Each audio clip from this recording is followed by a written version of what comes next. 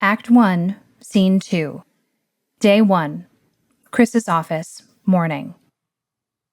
The faint light of sunrise enters the office window, falling softly across the tea cart and the lab coat hanging on the rack nearby.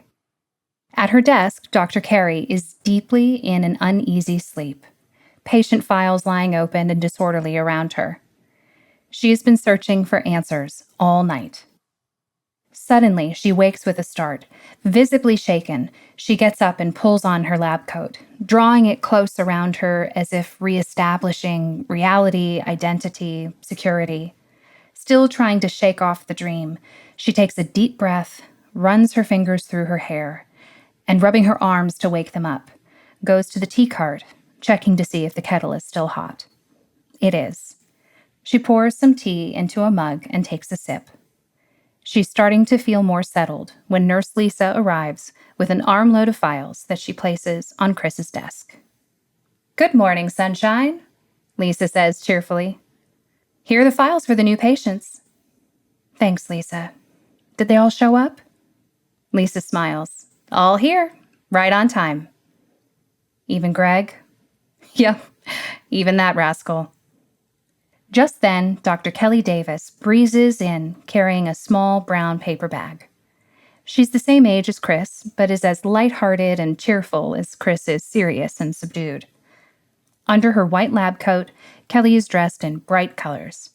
Chris is in a plain beige top and slacks, as bland and monochromatic as her life. "Good morning, you two," Kelly says with a bright smile. "I suspected you'd be here all night, Chris, so I brought you breakfast. Vegan, gourmet, gluten-free." Chris opens the bag and takes a whiff. Smells wonderful." She closes the bag and sets it on her desk. "Thanks, Kel.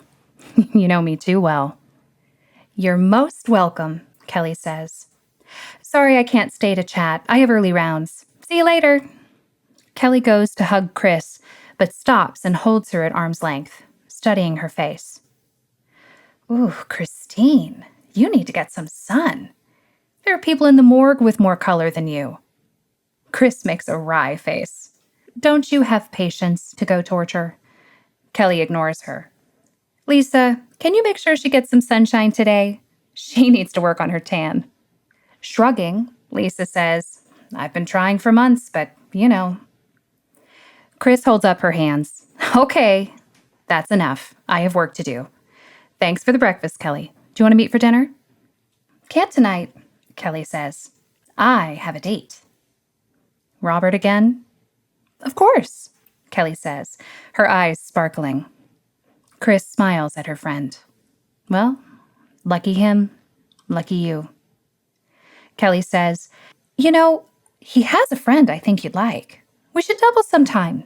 It'd be fun." "No, thank you." Chris shudders. "The last guy you set me up with was that podiatrist who smelled like feet." "Oh, he did not," Kelly protests.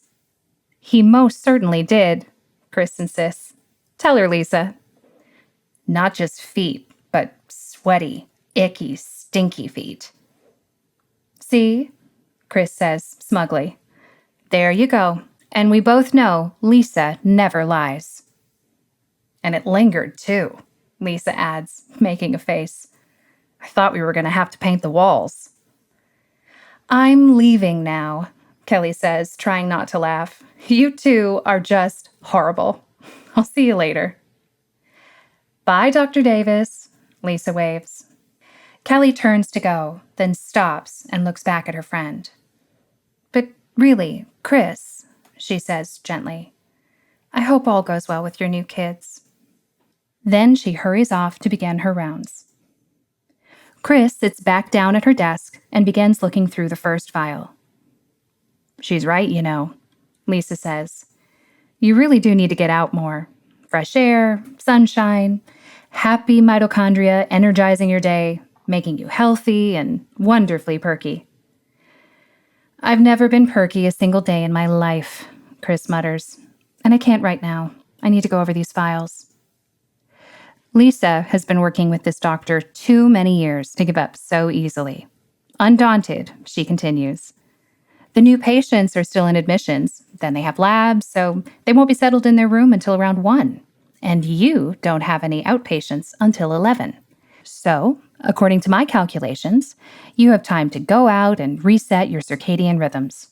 You might even be able to think better when you get back. Chris murmurs, without looking up. As she steps out of the office, Lisa adds, "And don't forget to breathe." For a moment, Chris looks out the window, conflicting thoughts competing in her mind. Slowly, she closes the file, stands up, and reaches for the breakfast bag. Then hesitates, sits back down, opens the file, and resumes reading.